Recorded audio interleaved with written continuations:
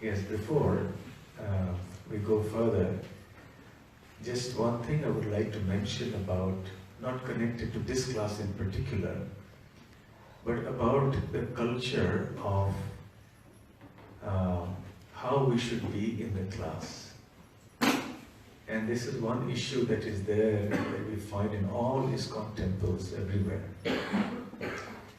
There is a great need to value the Bhagavatam class as something that we should take seriously. So yes, devotees take the trouble to come all the way to the temple, which is really nice. But there is a certain etiquette out of respect for the Srimad Bhagavatam also. That is that we must come in time and we must not leave in between. We have a choice to come or to not come.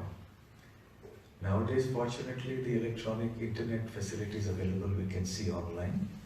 Of course, it is always better to come physically and hear.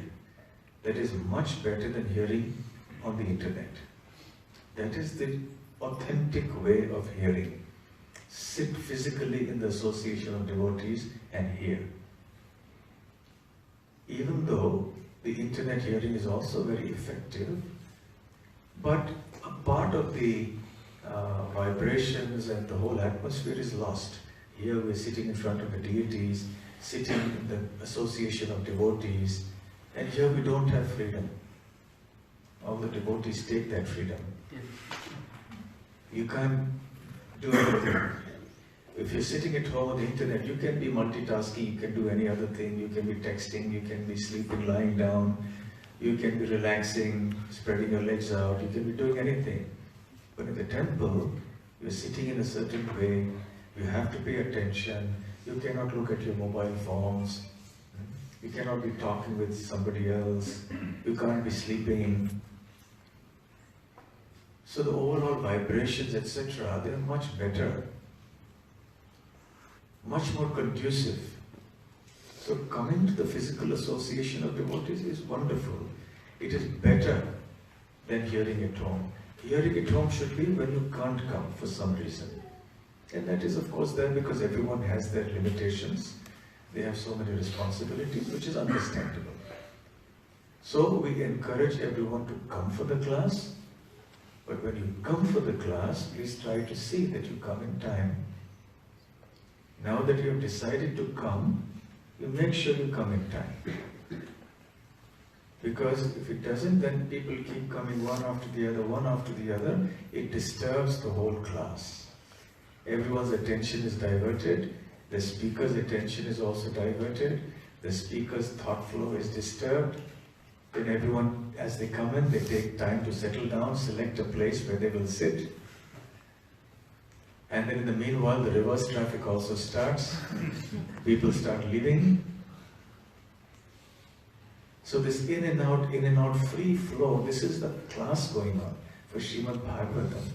It's not just some ordinary thing where we just walk in and walk out as we please. That is not the way it should be done. Yes? So we must have that discipline. I was sharing with a few devotees the other day that one of our sannyasis was mentioning that the only time nobody ever walked out of his class when they were on a cruise.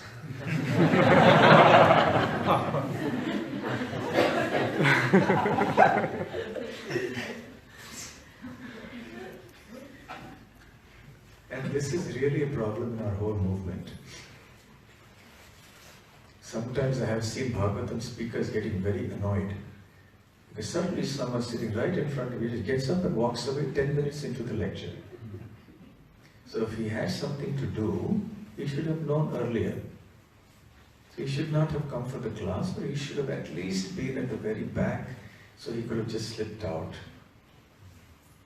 But it's a disturbance. It shows, it reflects that there is some lack of understanding or lack of, respect for the Bhagavatam. That you can simply just get up and walk out anytime you like, just come in, go in. This is not the system. So I'm not discouraging devotees from coming. I'm encouraging. But encouraging that we should have this discipline.